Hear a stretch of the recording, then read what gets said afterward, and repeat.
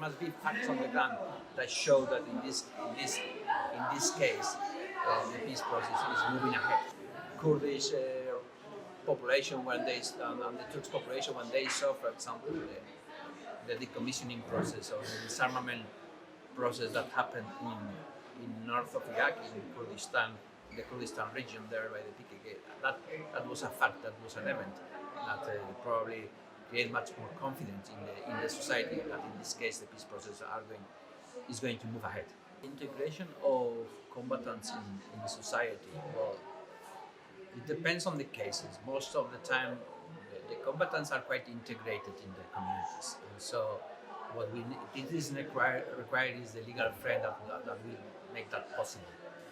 And of course later on also there are some needs of formation, of habilitation to these combatants to become also back again on the society, to develop their capacities. But in that terms, I think that there is not a big issue of reintegration of the combatants in the societies because they have been quite integrated from the beginning. I think that exactly. I think that there are extremely clear signs of the Kurdish movement, of their willingness to transform the conflict. They call to end the army campaign, they call to dissolving the PKK, to disarm are clear.